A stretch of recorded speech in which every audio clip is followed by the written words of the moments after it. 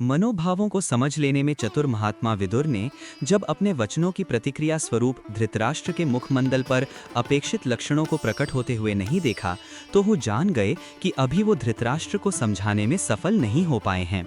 सो उन्होंने पुनः समझाने का प्रयास करते हुए कहा, हे राजन, आत्रेय तथा साध्यों का वार्तालाप जो पुराणों में आया है वो आपसे कहता हूँ। इसे आपको नीति व धर्म को तत्वतः समझने में सुविधा रहेगी। उस वार्तालाप के संबंध में हमने इस प्रकार सुना है। महर्षि ब्रह्मज्ञानी तथा परमहंस के रूप में विचरण करने वाले, ईश्वरीय अवतार कहे जाने वाले अथवा जीवन में ही मुक्त हो जाने वाले दत्तात्रेय से किसी प्रसंगवश प्राचीन काल में साध्य आदि देवगणों ने इस प्रकार पूछा, आप धैर्यवान, बुद्धिमान तथा शास्त्र ज्ञान से युक्त प्रतीत होते हैं। आपको देखकर आपके संबंध में विद्वता व ज्ञान आदि का अनुमान लगा पाना कठिन है। अतः आप स्वयं अपने श्रीमुख से विद्वानों के सुनने योग्य वाणी हमें सुनाने की कृपा करें। इस प्रकार आपकी विद्वता व ज्ञान का भी हमें अनुमान हो जाएगा और हतम को ज्ञान का लाभ भी प्राप्त होगा। तब दत्तात्रेय बोले, जो कुछ मैंने सुना गुरु आदि से सीखा है वो मैं कहता हूँ, सुनिए। विदुर जी कहते हैं, इस विषय में दत्तात्रेय और साध्य देवताओं के संवाद रूप इस प्राचीन इतिहास का उदाहरण दिया करते हैं। यह मेरा भी सुना हुआ है। प्राचीन काल की बात है। उत्तम व्रत वाले महाबुद्धिमान महर्षि दत्तात्रेय जी हंस परहंस रूप से विचर रहे थे। उस समय साध्य देवताओं ने उनसे पूछा। साध्य बोले, महर्षि, हम सब लोग साध्य देवता हैं। आपको केवल देखकर हम आपके विषय में कुछ अनुमान नहीं कर सकते। हमें तो आप शास्त्र ज्ञान से युक्त, धीर एवं बुद्धिमान जान पड़ते हैं। अतः हम लोगों को विद्वतापूर्ण अपनी उदार वाणी सुनाने की कृपा करें। हे देवताओं, मैंने सुना है कि धैर्य धारण करना, मन को वश में रखना तथा सत्य धर्म का पालन कराना ही मनुष्य मात्र का कर्तव्य है। मनुष्य को चाहिए कि वह अपने मन की समस्त ग्रंथियों को खोलकर प्रिय और अप्रिय सभी को आत्मा के समान ही समझे। किसी व्यक्ति द्वारा अपशब्द कहे जाने पर भी उसका उत्तर न दें, क्योंकि अपमान सहन कर लेने वाले को क्रोध ही अपमान करने वाले को भस्म कर देता है और उसका पुण्य भी अपमान सहन करने वाले को ही प्राप्त होता है। दूसरे को न तो गाली दे और न उसका अपमान करे। मित्रों से द्रोह तथा नीच पुरुषों की सेवा न करे। सदाचार से हीन एवं अभिमानी न हो। रूखी तथा रोष भरी वाणी का परित्याग करें। इस जगत में रूखी बातें मनुष्यों के मर्मस्थान, हड्डी, हृदय तथा प्राणों को दग्ध करती रहती है। अतः दूसरों को कष्ट पहुंचाने वाले वचनों का धर्मानुसरण करने वालों को त्याग करना चाहिए। दूसरों के हृदय को जो दुख देता है, स्वभाव से निष्ठुर, अति कठोर है। जिसकी वाणी कटु एवं रूक्ष है, उसे अति दरिद्र समझना चाहिए। ऐसा जानना चाहिए कि मानो उसके मुख से दरिद्रता अथवा मौत को बांधे हुए ढो रहा है। यदि शत्रु हमारे पर अति कठोर अग्नि व सूर्य के समान जलते हुए वाक बाणों का प्रयोग करें, तब भी विद्वान पुरुष को ऐसा सोचना चाहिए कि कटु वचन बोलने वाला हमारे ही पुण्य को पुष्ट कर रहा है। जैसे वस्त्र को जिस रंग में रंग दिया जाता है, वस्त्र उसी रंग का हो जाता है। इसी प्रकार सज्जन, दुर्जन, तपस्वी तथा चोर की सेवा में रहने वाले का स्वभाव भी वैसा ही हो जाता है। जो स्वयं किसी के प्रति बुरी बात नहीं कहता है, न ही किसी से कहलवाता है, जो बिना आहत हुए न तो स्वयं किसी को आहत करता है, न ही किसी से करवाता है, और जो आहत हो जाने पर भी अपराधी पर प्रतिघात नहीं करना चाहता, उसके आने की प्रतीक्षा तो स्वर्ग में देवता भी करते हैं। बोलने से न बोलना अच्छा बताया गया है, किंतु सत्य बोलना वाणी की दूसरी विशेषता है, यानी मौन की अपेक्षा भी दूना लाभप्रद है। सत्य भी यदि बोला जाए तो तीसरी विशेषता है, और वो भी यदि धर्म सम्मत कहा जाए तो वह वचन की चौथी विशेषता है। जैसों की संगति की जाए, जैसों की सेवा की जाए तथा जैसा होने की निरंतर इच्छा की जाए, वैसा ही मनुष्य हो जाता है। जिस जिस विषय से मनुष्य निवृत्त हो जाता है, उस विषय से उसकी मुक्ति हो जाती है। इस प्रकार समस्त विषयों से निवृत्ति हो जाने पर मनुष्य पूर्णतः मुक्त हो जाता है। जो स्वयं अजेय है और दूसरों को जय करने की इच्छा नहीं रखता, जो न तो किसी को मारना चाहता है, न ही किसी से वैर रखता है, जो कि अपनी प्रशंसा तथा निंदा में समान रहता है, वह न तो दुख के अवसरों पर शोक करता है, न ही हर्ष के अवसरों पर प्रसन्न होता है। जो सभी का हित चाहता है, किसी के अहित का मन में विचार भी नहीं लाता, सत्यभाषी है, कोमल तथा मृदु स्वभाव का है, जितेंद्रिय है, उसी को उत्तम पुरुष कहते हैं। जो दूसरों को झूठा आश्वासन नहीं देता, कुछ देने का प्रण करने पर उसे पूर्ण करता है, दूसरों के दोष जानते हुए भी उन्हें कहता नहीं है, वह मध्यम श्रेणी का पुरुष कहा जाता है। देखिए, दुशासन गंधर्वों द्वारा पीटा गया, अस्त्र शस्त्रों से विदीर्ण किया गया। उस समय पांडवों ने उसकी रक्षा की, तो भी वह कृतघ्न, क्रोध के वशीभूत हो पांडवों की बुराई से मुंह नहीं मोड़ता। वह दुरात्मा किसी का भी मित्र नहीं है। ऐसी चित्तवृत्ति अधम पुरुषों की ही हुआ करती है। अपनों पर भी संदेह करने वाला, दूसरों द्वारा कल्याण किए जाने पर भी उन पर विश्वास नहीं करने वाला, अपने निंदित कार्यों से मित्रों को खो देने वाला व्यक्ति भी अधम ही माना जाता है। हे राजन, अपना हित चाहने वाले को सदैव उत्तम पुरुषों की ही सेवा में रहना चाहिए। आवश्यक होने पर मध्यम पुरुषों की सेवा भी की जा सकती है, किंतु अधम पुरुष की सेवा तो कभी भी नहीं करनी चाहिए। मनुष्य दुष्ट पुरुषों के बल से, निरंतर के उद्योग से, बुद्धि से तथा पुरुषार्थ से धन भले ही प्राप्त कर ले, परंतु इससे उत्तम कुलीन पुरुष के सम्मान और सदाचार को पूर्ण रूप से कदापि नहीं प्राप्त कर सकता। धृतराष्ट्र ने कहा, विदुर, धर्म और अर्थ के नित्य ज्ञाता एवं बहुश्रुत देवता भी उत्तम कुल में उत्पन्न पुरुषों की इच्छा करते हैं। इसलिए मैं तुमसे यह प्रश्न करता हूँ कि महान कुल कौन है?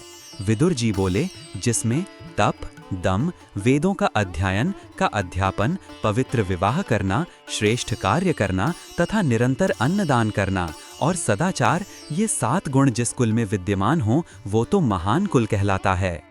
जो कभी आचार भ्रष्ट नहीं होते, जिनके कारण पितर कष्ट में नहीं पड़ते, जो सदा प्रसन्नता पूर्वक धर्माचरण करते हैं, जो अपने कुल की विशेष कीर्ति चाहते हैं तथा जिन्होंने असत्य का सर्वथा त्याग कर दिया है, ऐसे पुरुष जिस कुल में होते हैं वही कुल महान कहलाता है। और हे राजन, यज्ञ न करने, निंदित विवाह करने, वेदों का तिरस्कार करने तथा धर्म की अवहेलना या उल्लंघन करने जैसे कार्य कुल की महानता को नष्ट कर देते हैं। देव संपदा को नष्ट करने, ब्राह्मणों के धन का हरण करने तथा उनकी मर्यादा का अतिक्रमण करने से उत्तम पुरुष भी अधम पुरुषों की गिनती में आ जाते हैं। हे भारत, ब्राह्मणों की निंदा व तिरस्कार करने तथा धरोहर रखी वस्तु का हरण करने के कारण उत्तम कुल भी निंदित हो जाते हैं। जिन कुलों में पशुधन की प्रचुरता होती है, बहुत से पुरुष उनके सहायक रहते हैं, संपन्नता रहती है, परंतु फिर भी यदि कुल के लोग आचार व्यवहार से भ्रष्ट हो जाते हैं तो उन सुयोग्य कुलों की गणना भी श्रेष्ठ कुलों में नहीं होती। किंतु जिन कुलों में धन संपदा आदि प्रचुर मात्रा में नहीं भी होती, वे कुल भी अपने कुलांग वालों के सदाचार के कारण यशस्वी हो जाते हैं। सदाचार की यत्नपूर्वक रक्षा करनी चाहिए। धन तो आता और जाता रहता है। धन क्षीण हो जाने पर भी सदाचारी मनुष्य क्षीण नहीं माना जाता, किंतु जो सदाचार से भ्रष्ट हो गया उसे तो नष्ट ही समझना चाहिए। जो कुल सदाचार से हीन हैं, वे गौओं, पशुओं, घोड़ों तथा हरी भरी खेती से संपन्न होने पर भी उन्नति नहीं कर पाते।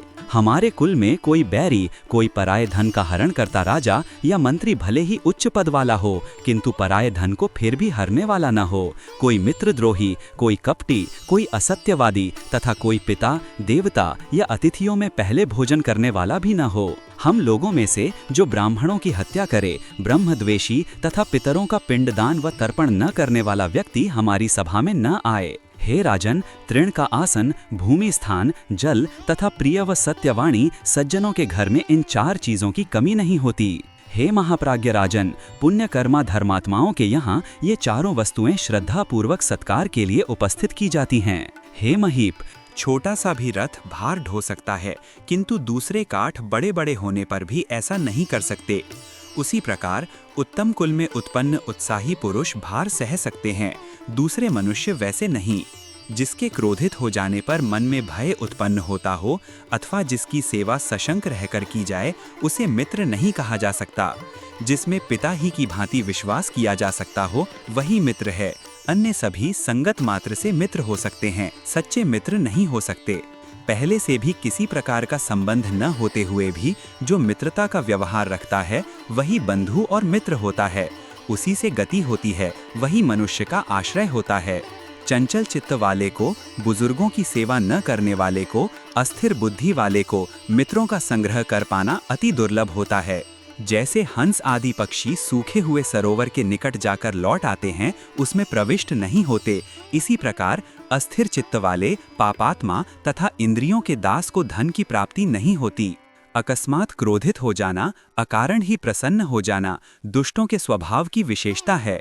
बादल के हवा के झोंके द्वारा उड़कर इधर उधर चले जाने के समान ये लोग भी अस्थिर स्वभाव के होते हैं। किसी के द्वारा सत्कार पाए जाने, किसी के द्वारा अपनी कार्य सिद्धि हो जाने के बाद भी जो मनुष्य उसका कोई हित नहीं करता, उसका मांस तो मर जाने के बाद गिद्ध भी नहीं खाते। अपने पास धन हो अथवा न हो, सदा मित्रों का सत्कार करना चाहिए तथा मित्रों से कभी कुछ मांग कर उनके सार असार की परीक्षा नहीं करनी चाहिए। संताप रूप को, चिंता, सामर्थ्य, स्वास्थ्य को नष्ट करते हैं। संताप से ज्ञान भी नष्ट होता है तथा रुग्णता उत्पन्न होती है। अभीष्ट वस्तु शोक करने से नहीं मिलती, उससे तो केवल शरीर को कष्ट होता है और शत्रु प्रसन्न होते हैं। इसलिए आप मन में शोक न करें। मनुष्य बार बार मरता और जन्म लेता है, बार बार हानि उठाता है और बढ़ता है, बार बार स्वयं दूसरे से याचना करता है और दूसरे उससे याचना करते हैं तथा बारंबार वह दूसरों के लिए शोक करता है और दूसरे उसके लिए शोक करते हैं। सुख दुख, उत्पत्ति विनाश, लाभ हानि और जीवन मरण ये बारी बारी से सबको प्राप्त होते रहते हैं। इसलिए धीर पुरुष को इनके लिए हर्ष और शोक नहीं करना चाहिए। पांचों ज्ञानेंद्रियां और छठा मन ये अत्यंत ही चंचल हैं। जिस जिस इंद्री को जिस जिस विषय में प्रवृत्ति वृद्धि को प्राप्त करती है, वह विषय बुद्धि तथा शरीरगत ऊर्जा को उसी प्रकार शनह शनह नष्ट करते चले जाते हैं। जैसे घड़े में छेद हो जाने से घड़े के भीतर भरा हुआ जल शनह शनह नष्ट होने लगता है। धृतराष्ट्र ने कहा, काठ में छिपी हुई आग के समान सूक्ष्म धर्म से बंधे हुए राजा युधिष्ठिर के साथ मैंने मिथ्या व्यवहार किया है, अतः वे युद्ध करके मेरे मूर्ख पुत्रों का नाश कर डालेंगे। हे परम बुद्धिमान विदुर, ये सब कुछ सदा ही भय से उद्विग्न है। मेरा यह मन भी भय से उद्विग्न है। इसलिए जो उद्वेग शून्य और शांत पद हो वही मुझे बताओ। विदुर जी बोले, हे निष्पाप राजा, विद्या, तप, इंद्रिय निग्रह और लोभ का परित्याग, इनसे अलग, इनके अतिरिक्त मैं अन्य कोई ऐसा उपाय नहीं देखता जो आपके भय तथा उद्वेग का शमन कर सकें।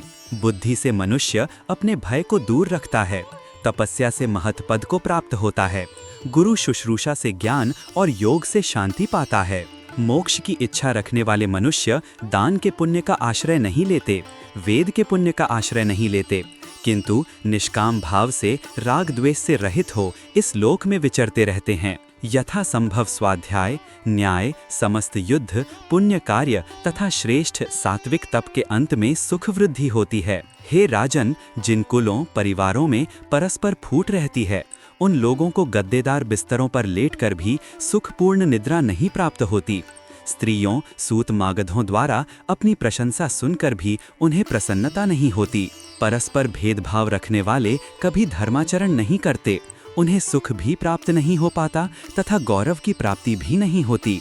शांतिपूर्ण बात भी उन्हें भली नहीं लगती। ऐसे व्यक्तियों को उनके हित की बात भी प्रिय नहीं लगती, उन लोगों का कल्याण भी नहीं हो पाता। हे नरेश, इसलिए भेदभाव रखने वालों की विनाश के अतिरिक्त अन्य कोई गति नहीं होती। गौओं की संपत्ति दुग्ध है, ब्राह्मणों की संपत्ति तप है, स्त्रियों की संपत्ति उनकी चपलता है। व्यक्ति को अपनी जाति से भय अनुभव करना चाहिए। कोमल रेशे भी संगठित हो जाने पर कष्ट को दृढ़तापूर्वक सहन कर लेते हैं। सज्जन पुरुष भी अल्प बल वाले होते हुए भी परस्पर संगठित होकर कष्ट सहने की शक्ति रखते हैं। वे परिवार को टूटने नहीं देते, एकता बनाए रखते हैं और एकता में ही बल होता है। हे भरत श्रेष्ठ, धृतराष्ट्र, जलती हुई लकड़ियां अलग अलग होने पर धुआं फेंकती हैं और एक साथ होने पर प्रज्वलित हो उठती हैं। इसी प्रकार जाति बंधु भी फूट होने पर दुख उठाते हैं और एकता होने पर सुख रहते हैं। हे धृतराष्ट्र, ब्राह्मण को, स्त्री को, सजातियों को तथा गौओं को पीड़ा पहुंचाने वाले वृक्ष की शाखा से पके हुए फल के गिर जाने की भांति अपने धर्म से गिर जाते हैं। यदि वृक्ष अकेला है तो वो बलवान, दृढ़तम तथा बहुत बड़ा होने पर भी एक ही क्षण में आंधी के द्वारा बलपूर्वक शाखाओं सहित धाराशाही किया जा सकता है। किंतु जो बहुत से वृक्ष एक साथ रहकर समूह के रूप में खड़े हैं, वे एक दूसरे के सहारे बड़ी से बड़ी आंधी को भी सह सकते हैं। इसी प्रकार समस्त गुणों से संपन्न मनुष्य को भी अकेला होने पर शत्रु अपनी ताकत के अंदर समझते हैं, जैसे अकेले वृक्ष को वायु। हे राजन, सर्वगुण संपन्न होते हुए भी मनुष्य यदि एकाकी होता है तो शत्रु उसे अपनी शक्ति से दबा लेने के योग्य समझते हैं, जैसे तीव्र वायु अकेले खड़े महावृक्ष को भी उखाड़ देती है। परंतु मिलजुल कर एक दूसरे के सहारे रहने वाले सजातीय व्यक्ति जलाशय में एक साथ खिलने वाले बहुत से कमलों की भांति वृद्धि पाते हैं। हे राजन, ब्राह्मण, गौ, सजातीय, बालक, स्त्री व जिसका अन्न नमक खाया हो तथा जिसे आश्रय दिया हो, इनको अवध्य कहा गया है। आरोग्यता और धन साथ रहना ही मनुष्य का गुण है, क्योंकि हे राजन, रोगी और कंगाल मनुष्य तो जीता हुआ भी मृतक के समान है। महाराज, क्रोध को पीकर शांत हो जाएं। यह क्रोध बिना रोग के ही उत्पन्न हो जाता है। यह अत्यंत कटु, सिर दर्द करने वाला, पाप से संबंधित, कठोर, तीक्ष्ण व उग्र होता है। हे महाराज, सज्जन लोग इसे पी जाते हैं, किंतु दुर्जन व्यक्ति इसे पी न पाने के कारण कष्ट भोगते हैं। अच्छे भले कार्यों के फल का सम्मान रोगी नहीं कर पाता। विषयों में भी उसे कोई सार दिखाई नहीं पड़ता। वो तो अपने रोग के कारण ही दुखी रहता है। उसे धन से प्राप्त होने वाले भोगों और सुखों का भी अनुभव नहीं हो पाता। हे राजन, पंडितों ने जुए में आसक्ति को सर्वथा वर्जित बताया है। मैंने इसीलिए जुए में द्रौपदी को जीत जाने के समय आपसे कहा कि पासों के इस दुष्ट खेल में मग्न दुर्योधन को रोक लीजिए, परंतु आपने उसे नहीं माना। वह बल नहीं जिसका मृदुल स्वभाव के साथ विरोध हो। सूक्ष्म धर्म का शीघ्र ही सेवन करना चाहिए। क्रूरतापूर्वक उपार्जन की हुई लक्ष्मी नश्वर होती है। यदि वह मृदुलतापूर्वक बढ़ाई गई हो तो पुत्र पौत्रों तक स्थिर रहती है। मेरी सम्मति तो यही है कि आपके पुत्रों को पांडवों की रक्षा करनी चाहिए और पांडु पुत्रों को आपके पुत्रों की रक्षा करनी चाहिए। इस प्रकार दोनों का एक ही शत्रु तथा एक ही मित्र होगा। अजमीर कुलंदन, इस समय आप ही कौरवों के आधार हैं। कुरुवंश आपके ही अधीन है। तात, कुंती के पुत्र अभी बालक हैं और वनवास से बहुत कष्ट पा चुके हैं। इस समय अपने यश की रक्षा करते हुए पांडवों का पालन कीजिए। कुरुराज, आप पांडवों से संधि कर लें, जिससे शत्रुओं को आपका छिद्र देखने का अवसर मिले। नरदेव, समस्त पांडव सत्य पर डटे हुए हैं। अब आप अपने पुत्र दुर्योधन का रोकिए।